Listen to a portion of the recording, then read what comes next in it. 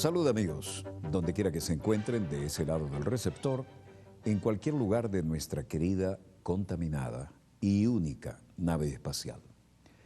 La misma que, donde quiera que se encuentren, obviamente ha dado otro giro sobre su eje imaginario y ha generado nuevos acontecimientos en pleno desarrollo. Y esos acontecimientos los tenemos en casa y vamos a comentar sobre ellos. Porque, en primer lugar, debemos disculpar por razones técnicas un retraso poco frecuente en nuestra hora de salida al aire.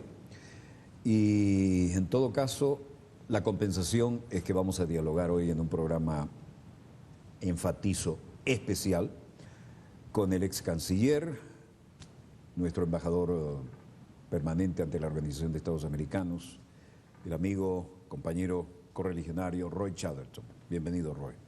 Walter, buenas noches. Buenas noches. En Francia, me decías, y es la tradición, ¿no? A los ex cancilleres se les sigue llamando ministro. Sí. Nosotros le seguimos llamando canciller, pero en este caso eres una pieza del tablero inamovible en este momento ante un estruendoso campo de batalla diplomático como sigue siéndolo aún con silenciador la Organización de Estados Americanos, sobre todo después de esta exitosa reunión del CELAC, ¿no? ¿Cómo la percibes tú? Bueno, en primer lugar quiero decir que mi título presente obviamente es embajador, pero yo quisiera hacer un pequeño comentario que no tiene que ver con la pregunta.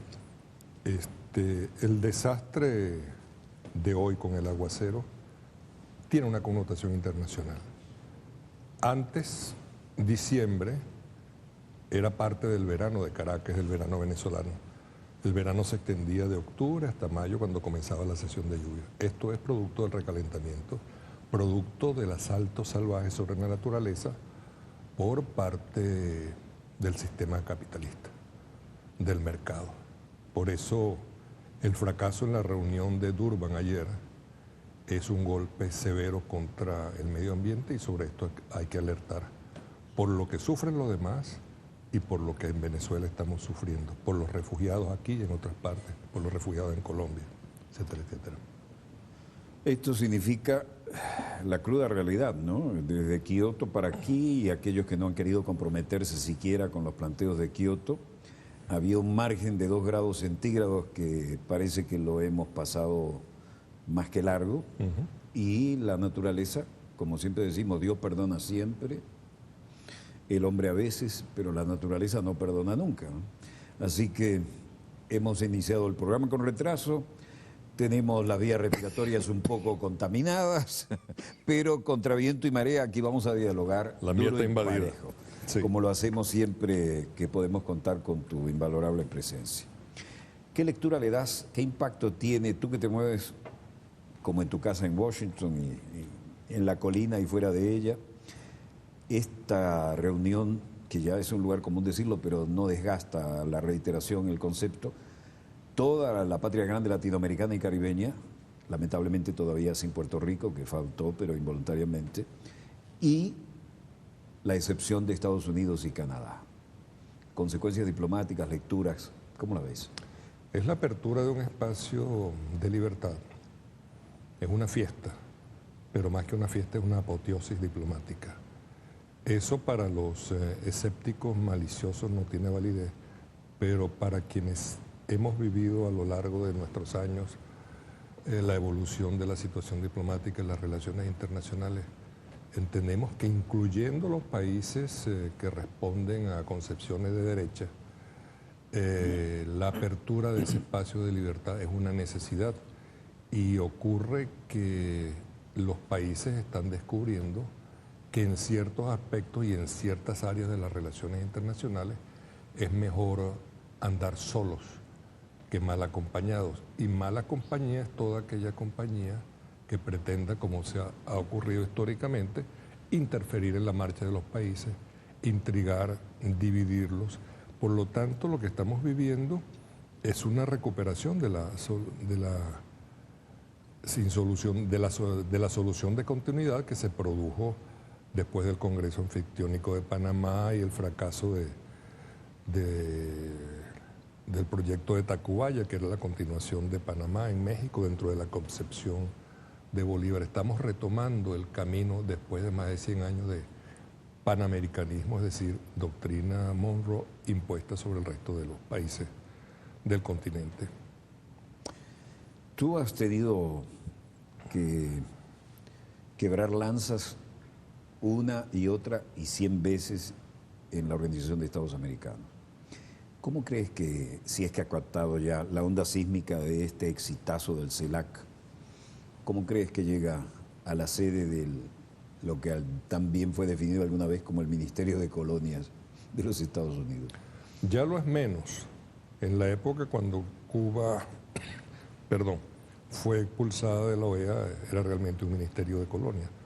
Ahora se ha democratizado el continente, porque se han democratizado los países que lo integran, los movimientos populares han llegado al poder a través de elecciones libres, después de muchos años de complicidad con dictaduras, con invasiones, con atropellos, pero de todas maneras el factor determinante dentro de la OEA, que es la presencia de los Estados Unidos y su comparsa, está allí presente.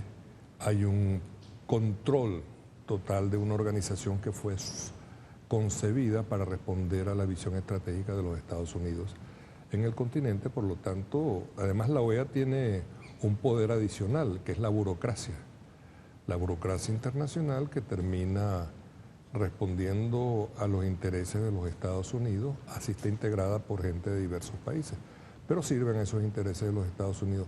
Y el caso de los derechos humanos es el más patético de todo, de cómo se ha prostituido el sistema interamericano de derechos, pero esa prostitución fue como un desenlace natural de lo que se esperaba del sistema al servicio de la causa del imperio.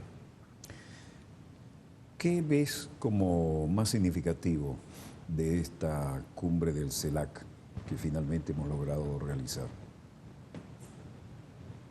La comunicación. Nos estamos conociendo en familia, estamos descubriendo, y no la pólvora, pero es casi como descubrir la pólvora, que tenemos mucho en común, que tenemos espacio de libertad que podemos compartir dentro de la heterogeneidad de los miembros del CELAC, de los miembros de esta comunidad, porque al fin y al cabo somos familia entre los latinoamericanos y somos familia también con los caribeños, que forman por su ascendencia parte de nuestra estructura social y cultural, independientemente de la diferencia de idiomas. Tú tienes una larga y fructífera carrera diplomática, pocos han desarrollado en tantas y tan importantes embajadas. Todas las embajadas importantes han estado a tu cargo. Tu experiencia, que como toda experiencia no es transferible, pero de la cual se puede aprender algo en la manera en que quieres usar tu pedagogía. ¿Qué te dice, cómo se reacomoda por decir algo que ya no es un lugar común, pero que hay que volver sobre él, este brutal aparato tecnológico militar industrial del que hablábamos anoche en este mismo problema, de este mismo problema y en este mismo programa con Ali Rodríguez Araque? ¿Qué te dice en esta circunstancia en la que parece que Estados Unidos quiere vivir en la guerra permanente, como con la desfachatez que le caracteriza? Lo dijo algún alto personero republicano diciendo, cuando le dijeron, creo que fue Rumsfeld, que dijo, ¿y cuánto va a durar esta guerra contra el terrorismo? Será una guerra a escala planetaria. ¿Y cuánto va a durar? No sé, tal vez dure para siempre. Lo que me dice es que el general y presidente de los Estados Unidos, un hombre de derecha, republicano además, republicano como fue Lincoln en su momento, tenía razón. Es asombroso que un presidente de los Estados Unidos, en enero de 1960, a 3 días de entregarle o transferirle el poder político a John Kennedy, da un mensaje de despedida del pueblo norteamericano y no hace una evaluación, una presentación, un balance de lo que fueron sus 8 años como presidente de los Estados Unidos, sino que se concentra a denunciar, porque estaba aterrorizado, lo que él bautizó además como complejo militar industrial, porque él anticipó lo que iba a venir a los Estados Unidos. Él dijo en esa ocasión que los Estados Unidos no tenían cultura de industria de armamento, pero debido a la Segunda Guerra Mundial tuvieron que desarrollar esa industria y resulta que esa industria se convirtió en un monstruo que hace las guerras porque es negocio hacer la guerra. Piensen en el caso de Irak, pero el más fresco de todo, mientras se prepara lo de Siria, es el caso de Libia.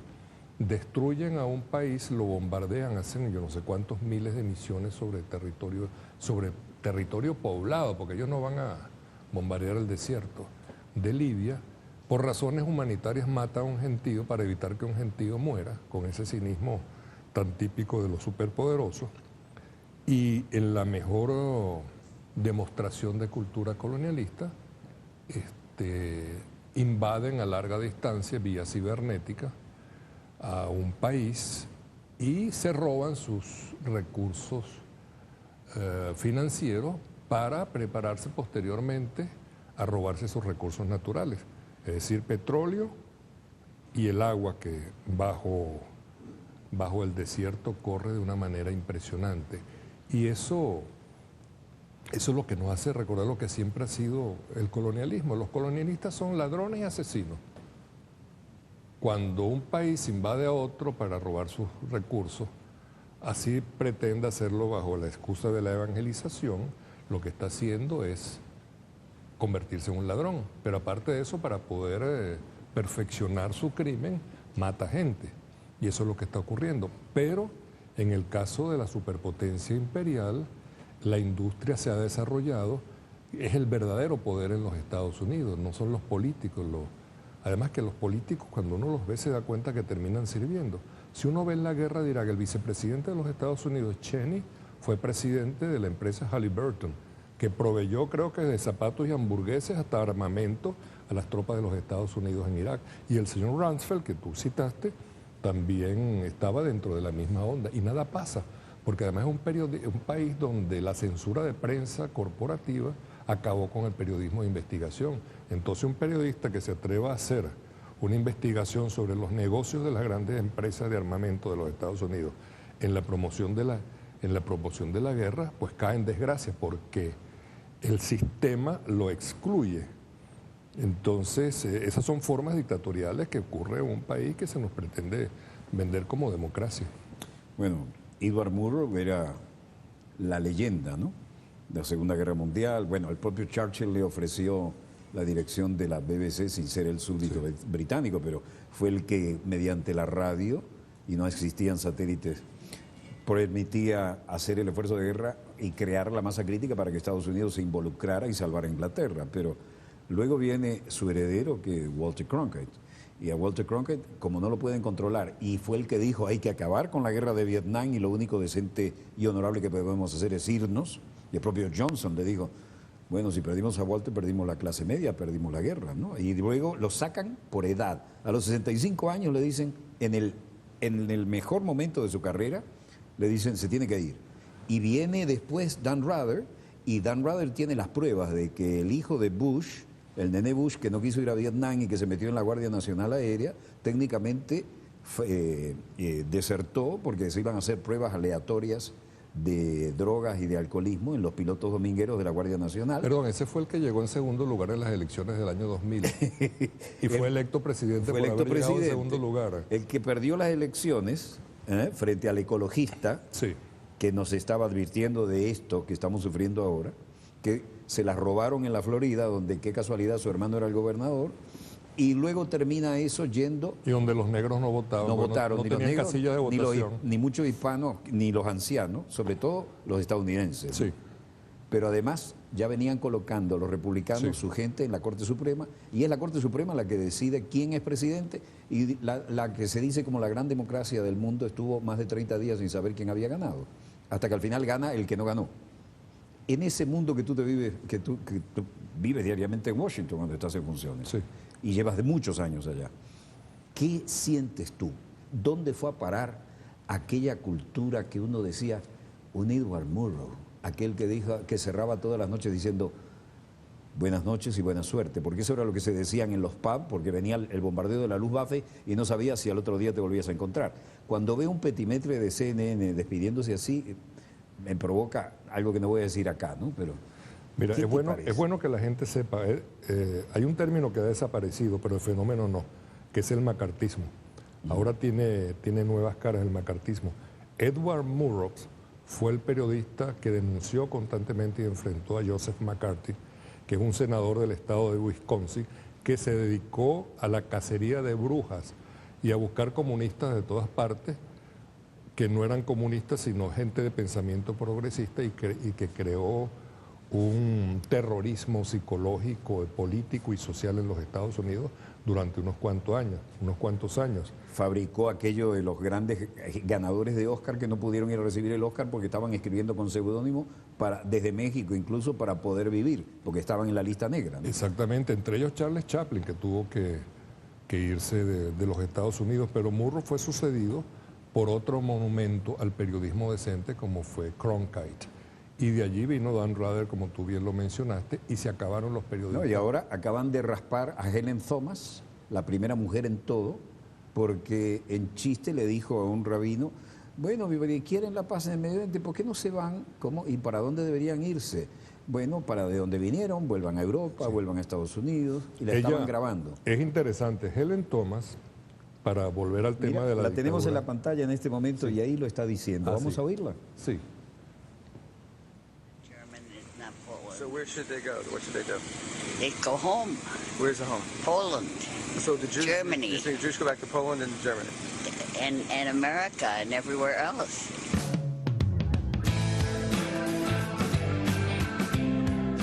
A Estados Unidos y a cualquier lugar, dejen en paz a los palestinos, y se la estaban grabando. Sí, lo que pasa es que son de esas cosas curiosas que enardecen. Los palestinos están pagando por los crímenes cometidos por los nazis contra los judíos. ¿Cómo así? Eso es inaudito.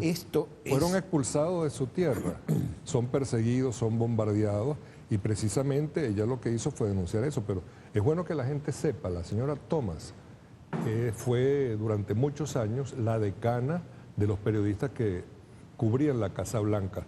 Era una eminencia, nonagenaria por cierto, debe tener 91 o 92 años, y fue expulsada de la Casa Blanca bajo el gobierno de Obama por haberse atrevido a responderle de esa manera, como tú lo contaste, a alguna persona vinculada al lobby pro-israelí. Al lobby pro-israelita de los Estados Unidos, que es una fuerza dictatorial de las muchas fuerzas que junto al complejo militar industrial, las grandes farmacéuticas, las grandes compañías de seguro y las grandes financieras, y por supuesto las petroleras, controlan la política de los Estados Unidos e impiden que ese país tenga un desarrollo democrático sano.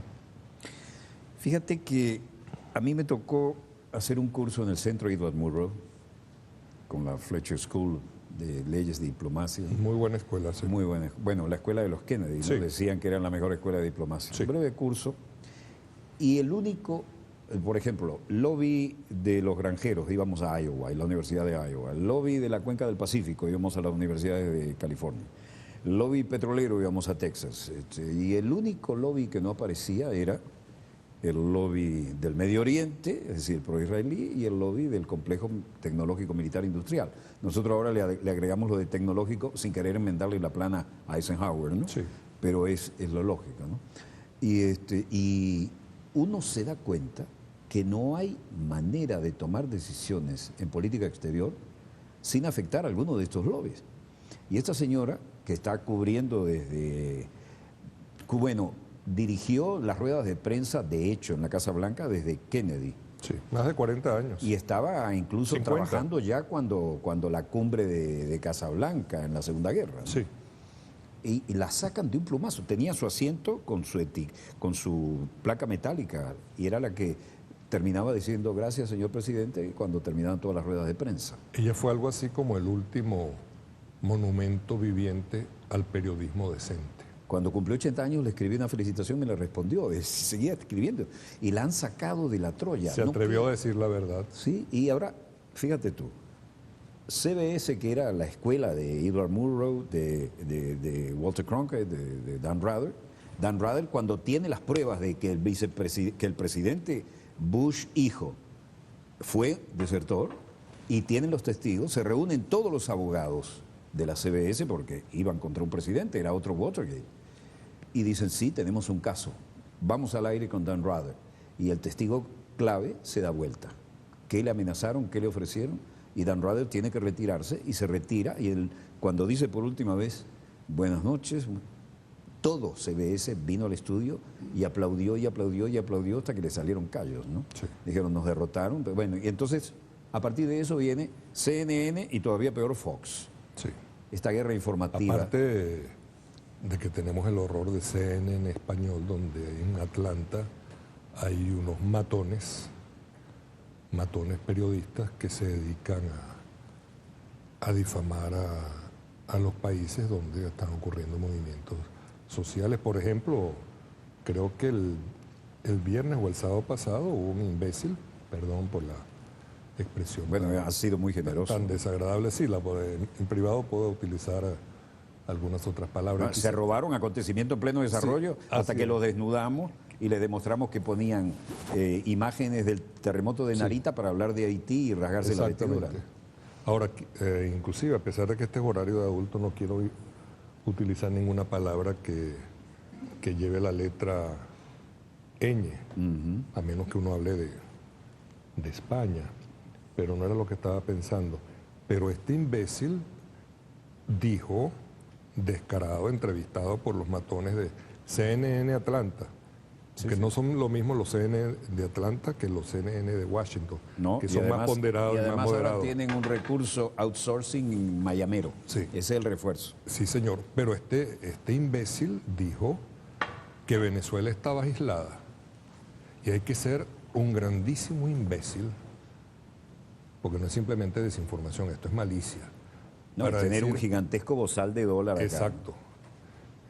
Ese tema me interesa. Que eso es una persona que afirma que aislado está un país donde concurren 27 jefes de Estado y de gobierno, o 28 o 29, 2 vicepresidentes y un canciller cuyos superiores, jefes de Estado, jefes de gobierno, no pudieron asistir por razones de Estado en cada caso. En total 33 naciones. 33 naciones. Pero para CNN estamos aislados. Estamos aislados. Entonces esa es la difamación. O pensar que el televidente es estúpido.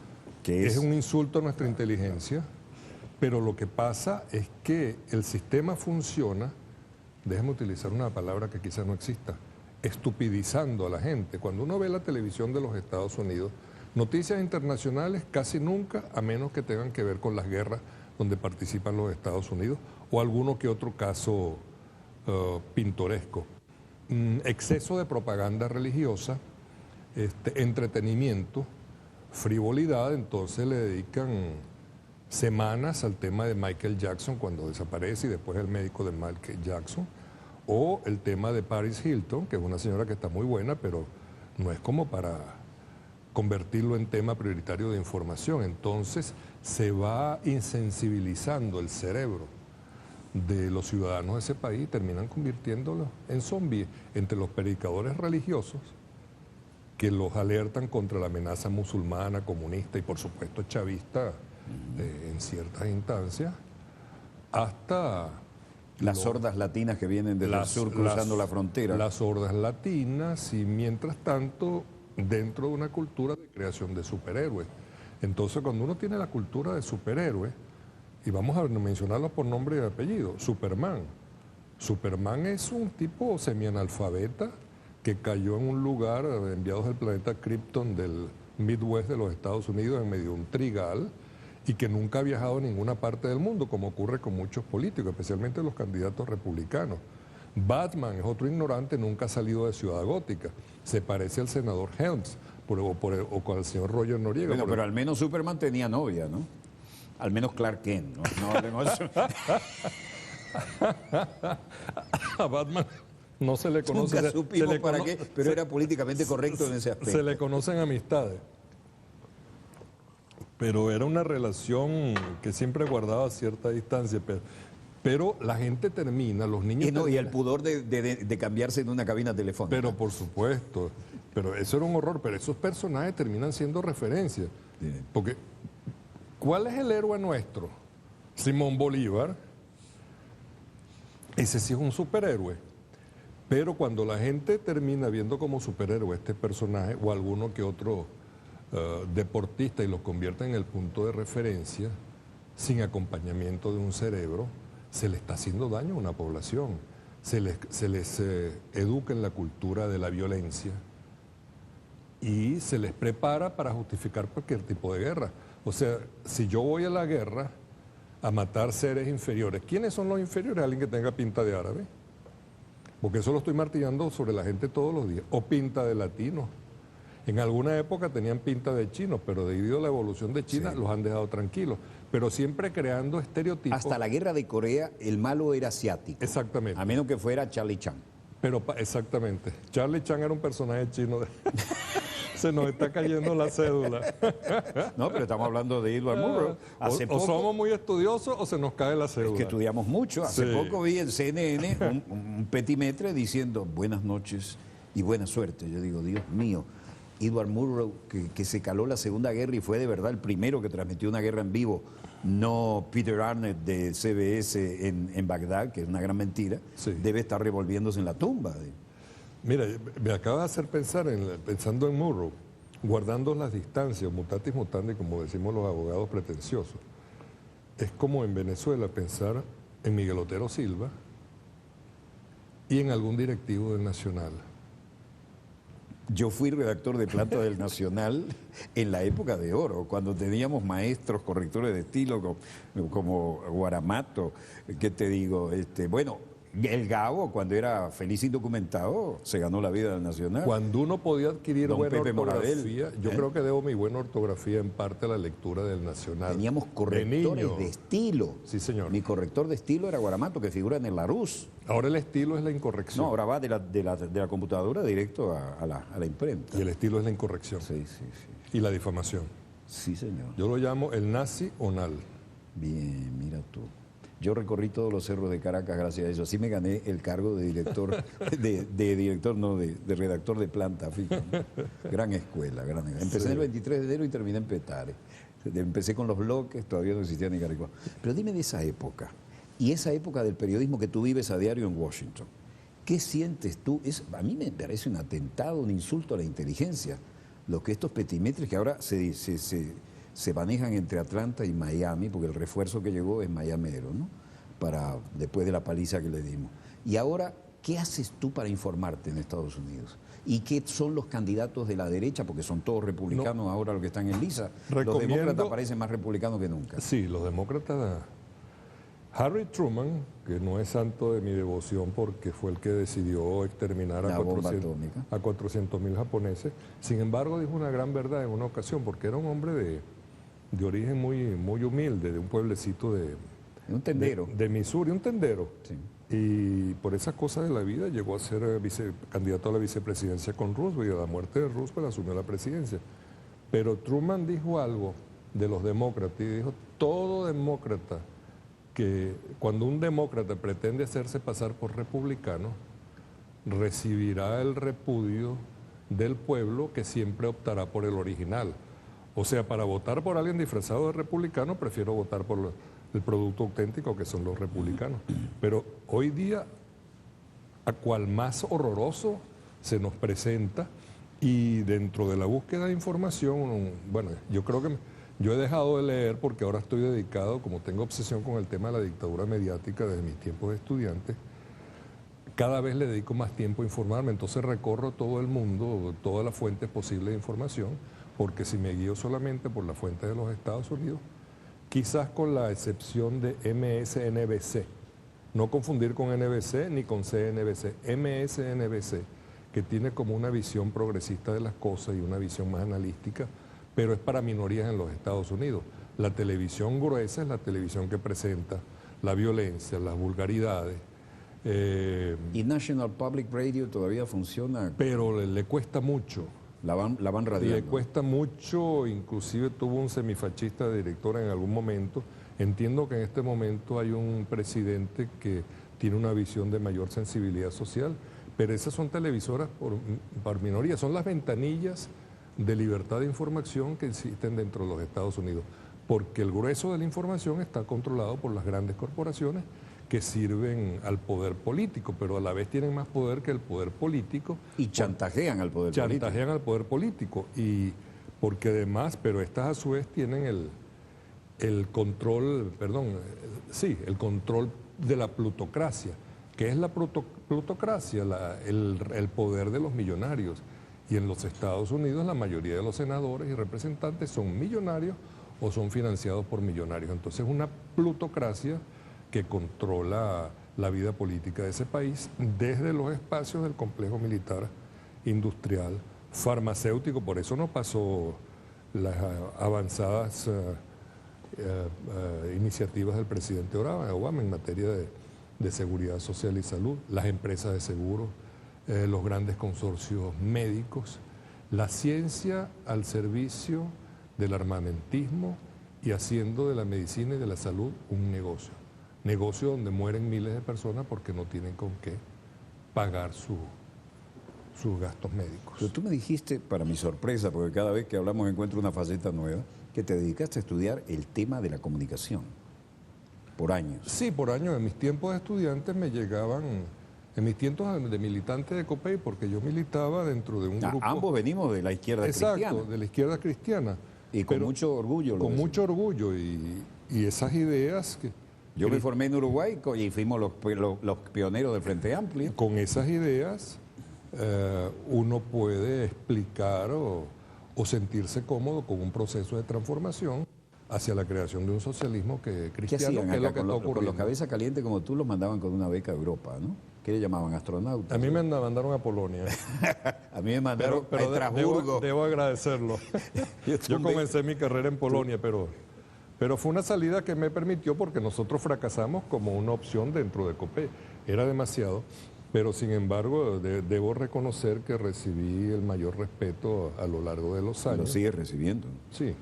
No Sí. estás por casualidad en las responsabilidades en que estás. Exacto. Pero volvamos al monstruo, Sí. tú que vives en sus entrañas. Sí. ¿Qué ves de estas elecciones? Los candidatos son a cada cual más patéticos, ¿no? Y además las puñaladas traperas a través de los medios de comunicación son bestiales. El denominador común es la incultura. Pero y eso lo hemos visto. Una candidata que habla de la Unión Soviética, eso me hace recordar al presidente Alessandri de Chile, que hablaba de la Rusia en plena Guerra Fría cuando estaba la Unión Soviética. Y ahora la Unión Soviética desapareció hace más de 20 años y una candidata a la presidencia de los Estados Unidos dice de las relaciones con la Unión Soviética. Ya la Unión Soviética no existe, pero todos los demás candidatos son de una ignorancia total, entonces opinan sobre temas internacionales que no manejan, entonces hacen un curso rápido y meten la pata a cada rato. Pero a mí me aterra eso, porque yo, que soy un optimista incurable, por primera vez en mi vida estoy comenzando a temer por el estallido de una tercera guerra mundial. El poder atómico en manos de locos e ignorantes e insensibles es un alto peligro. Entonces el peligro no es Irán, el peligro son los que tienen el arma atómica. Y además, especialmente los que han cometido genocidio con la bomba atómica. ¿Tú te diste cuenta que últimamente León Panetta, ahora como secretario de Defensa, el hombre del Pentágono, le ha exigido al socio más importante e imprescindible, como lo han definido, que es Israel, que trate de romper su propio autoaislamiento en el Medio Oriente, porque se le están descontrolando las cosas? Obviamente esto último no lo dijo él, ¿no? Eso es curioso. León Panetta es un hombre que de alguna manera pertenece al cabildo o al lobby israelita de los Estados Unidos, sección Italia. Pero ocurre que sí, en un momento de sensatez y quizás ante la testarudez de este personaje siniestro que es el señor Netanyahu, se vio obligado a decir algo, porque llega un momento en que, bueno, el gobierno de Israel no puede dominar 100% al gobierno de los Estados Unidos. Entonces eso fue como un grito de libertad, ¿Tú te has dado de cuenta? Goliat frente a la opresión de David. ¿Tú te das cuenta en el estereotipo de los medios de comunicación que cada vez que aparece un narcotraficante, un proxeneta, un malandro, tiene un gigantesco crucifijo colgando? Eso es cierto. Pero hay otra cosa que me preocupa más, que siempre aparecen cuando se habla de narcotráfico, con cualquier tipo de delito, de violencia, aparecen latinos. Yo quiero invocar a, no sé, será a Dios, por aquello de México, como dijo Porfirio Díaz alguna vez, un pobre México tan lejos de Dios y tan cerca de los Estados Unidos. México es un país martirizado por el primer consumidor de drogas en el mundo y martirizado por el primer exportador de armas en el mundo, que permite, y no va a hacer nada para impedir que no continúe así, el flujo incesante, legal o ilegal, de armamento de todo tipo hacia México, para que las matanzas se produzcan en México como antes se producían en Colombia. Entonces hay que hacerse la pregunta, ¿qué pasa con la droga cuando llegan a los Estados Unidos? ¿Y qué Yo pasa tengo una con- fantasía. ¿Qué pasa con los dineros? ¿Qué resucitó Miami cuando se iba por el caño? A eso, Porque Miami era el lugar de retiro de los mayores, los jubilados estadounidenses, y se transformó en la ciudad de los cabellos blancos. De repente se van a quedar quebrados, y eso fue un drama que fue estudiado. cuidado con la gente de cabellos blancos, Sí, por no, favor. pero tú sabes que Sé delicado con nosotros. ese es un tema sin malicia. Yo me los pinto de blanco. Está bien. De hecho, hay candidatos que se los pintan, ¿no? Para Sí. tener credibilidad y seriedad. Y hay otros candidatos que se pintan. Sí. Pero Miami estaba condenada a desaparecer. Llegan los inmigrantes cubanos y la salvan, porque ya eran todos los jubilados que se iban muriendo. Era el lugar de retiro, las áreas cálidas. Eso la gente se estudió, pero se dejó en el olvido. Luego vienen los cubanos del exilio, luego viene el lavado de dinero y luego viene esta realidad de ahora.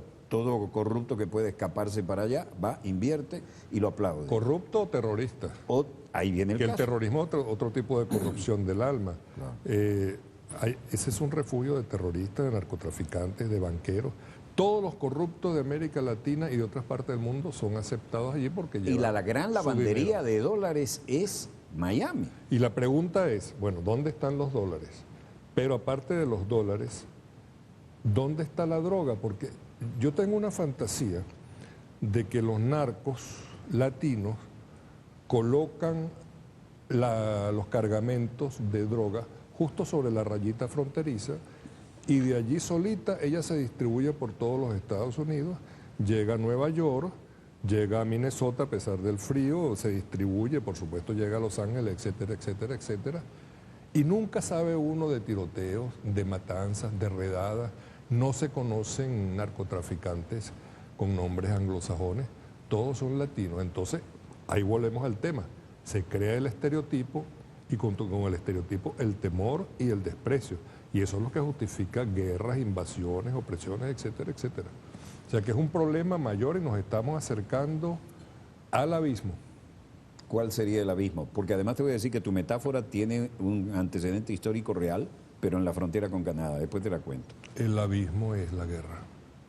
Hablando de la guerra. En la Segunda Guerra, cuando Estados Unidos decía no me involucro todavía, colocaban los aviones, pintaban la frontera con Canadá en una carretera y ponían los aviones aquí. Entonces los canadienses enganchaban el tren de aterrizaje y lo jalaban. Lo que tú acabas de decir de la droga tiene un antecedente histórico real. Yo no sabía eso, qué interesante. Está en un documental, que no lo tengo, pero que lo vi. Me gustaría ubicar eso porque esa es buena información. Pero por eso es que hay que estar bien informado. Ahora, lo que tú dices de la droga, pues, que no es una metáfora, ¿no? Cuando te digo que los aviones los ponían así, antes de Pearl Harbor. Y estamos hablando de decenas de miles de millones de dólares. Sí. ¿Qué se hace ese dinero? Parte de ese dinero a lo mejor es el que le dan a Bueno, algunos de nuestros expertos en derechos humanos que van a Washington con frecuencia a buscar su mendrugo de papel verde. Cuando Negroponte estaba de embajador en Centroamérica, cuando Otto Reich escribía basuritas en apoyo a los contras, los aviones que traían los apoyos militares con armamento israelí y estadounidense para los contras volvían cargados de droga. Y el San José Mercury, en California, hizo una serie de reportajes que debieron ganar el Pulitzer, pero que desaparecieron hasta de los archivos por orden superior. Por eso te decía que se acabó el periodismo de investigación. Vendiendo la droga a los jovencitos y buscaban a los de raza negra, que de pronto se transformaban en 3 meses en dueños de limusinas y de organizaciones, y esa plata es la que usaban los cubanos que estaban metidos, los cubanos de la contra, que alimentaban y entrenaban a los tipos que estaban actuando en Nicaragua. Y esos son los que están ahora en Miami. De esa serie de artículos no queda nada. Los publicó San José Mercury. Y yo los encontré por casualidad. Así se retroalimentaban. Y Helms Burton, de la enmienda Helms Burton, Sí. Jesse Helms, hacía colectas para comprar un helicóptero para ayudar a los contras.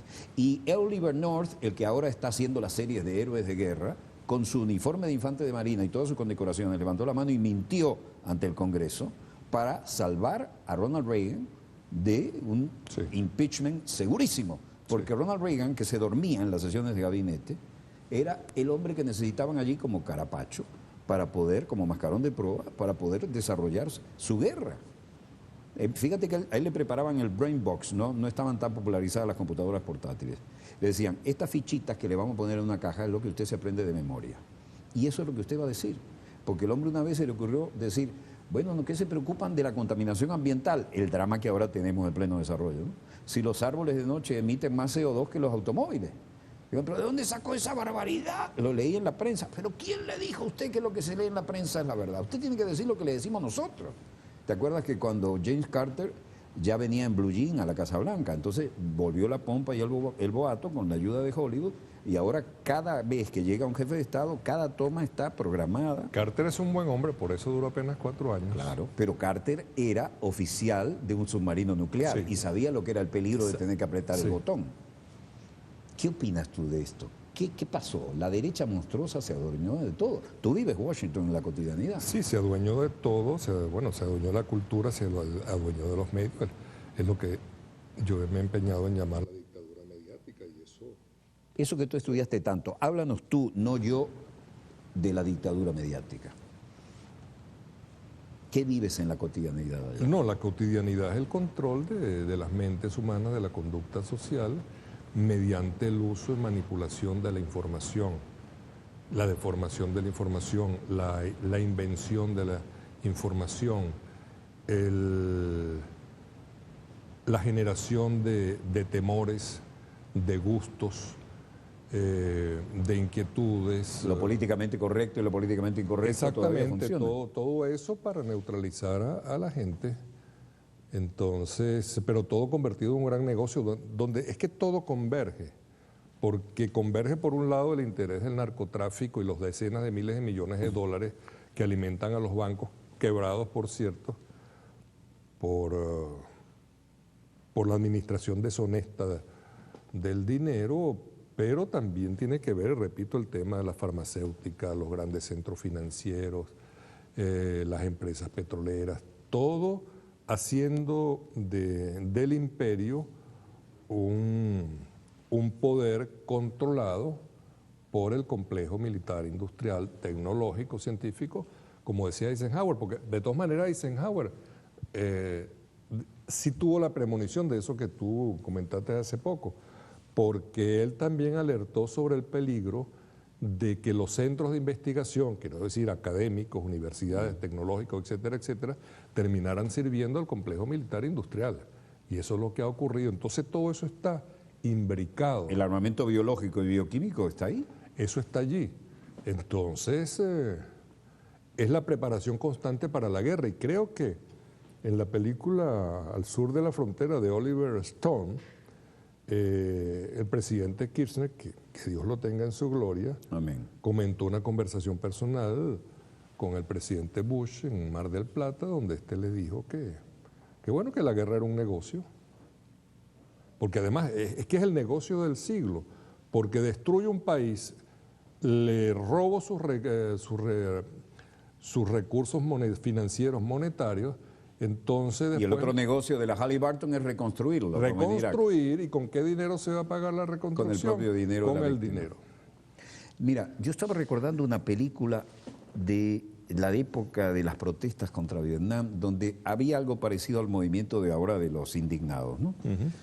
Y entonces hay un profesor medio progresista, medio izquierdista, por supuesto tenía que ser un rebelde, y el estereotipo era Anthony Quinn. Creo que se llamaba RPM. Y entonces viene su compañera, otra profesora, y le dicen: los estudiantes se sublevaron contra todo este sistema que estamos viviendo, tú les enseñaste, le abriste los ojos, pero ahora el rectorado está ocupado y ahora te ofrecen a ti el poder para que negocies con ellos, y cuidado, si tú controlas a los que tú ayudaste a ser rebeldes, tal vez vendas tus propios ideales. Estás llegando a la peligrosa edad en la que tal vez el poder comienza a resultar más atractivo que el sexo. Y es su amante, la profesora, que se lo dice, ¿no? Y son los jóvenes rebeldes que él ayudó a ser rebeldes. Y ahora le ofrecen el rectorado para que él los controle y desalojen el rectorado. Te hago un comentario. ¿No te parece que se está viviendo algo de eso? Y sabes, te traigo una extrapolación. Cuando veo que Hillary Clinton ya no es coqueta, que aparece como si saliera de la ducha, cuando veo que Ross Letinen hace lo mismo, digo, la hermana loba. La loba feroz ya no quiere ser la interesante mujer madura de que todavía en edad de merecer. Ahora quiere poder, poder y poder. Bueno, el poder tiene 3 características, de mi juicio. El poder enloquece. Y eso lo vivimos aquí. De pronto a alguien le dan un alto cargo y se vuelve loquito y a mí me enseñaron, cuando llegué a la televisora nacional en Canal 5, donde la dejó Pérez Jiménez, en el Cerro Marín, saludo a la gente de la Charneca, y me dijeron: usted parece que va a ser bueno, pero compañero, recuerde esto, el poder corrompe, pero las cámaras se enloquecen, y ahora el poder sin cámara no existe. Sí, exactamente, me faltan 2. El poder embellece. No importa cuán feo pueda ser uno, si uno tiene poder, uno se convierte en atractivo. Y hay otra que es terrible: el poder embrutece. Porque uno no lee libros, se acaba la cultura, uno se dedica al poder. Entonces el poder sustituye al sexo. Entonces yo siempre me he preguntado cómo será la vida sexual de algunos políticos, porque están distraídos. Entonces imagínense en los Estados Unidos, donde cualquiera que cometa un pecadillo de pronto puede Acá están tumbando, en este momento están tumbando candidatos. La propia derecha se fusila entre sí, sacándole la vida sexual y privada a los candidatos. Cuando lo ideal es que si alguien tiene ese aspecto de la vida cubierto, donde quiera que lo cubra, posiblemente esté en una disposición de ánimo mucho más positivo que una persona envenenada por sus propias inhibiciones o limitaciones. 1 minuto para cerrar. Todo tuyo. Esa es la parte más difícil para mí, porque yo sé responder preguntas. No, tú en la OEA las preguntas y bien duras. yo lo que quiero... El secretario general tiene varias heridas de guerra contigo. De guerra serían honrosas. Yo lo que quiero decir es que hay que estar alerta. El alerta que hice al comenzar el programa sobre el significado. Esto no es un palo de agua cualquiera. Este es el cambio climático, este es el asalto capitalista sobre la naturaleza, sobre el medio ambiente. Nosotros libramos una batalla en Durban. Eso es para explicar lo que está haciendo nuestra Cancillería en materia de política exterior y de cómo apoyamos y nos apoyamos con todos los países que están tratando de salvar a la mamapacha, a la Pachamama, perdón. El orden de los factores aquí sí altera el producto.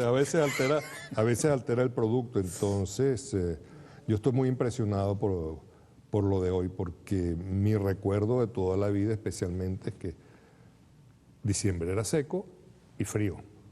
Y teníamos autocine. Y enero había autocine.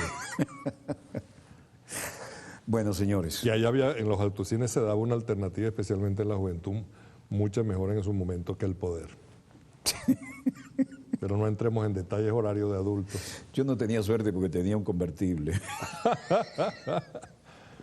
Bueno, señores, así hablamos los que tenemos la confianza con ustedes y la honestidad con que afrontamos estos temas que no son para reírse, pero hay que tomar todo con un toque de humor.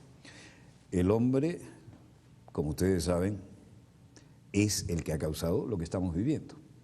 Y la naturaleza no perdona. Dios perdona siempre, el hombre perdona a veces, la naturaleza no perdona nunca.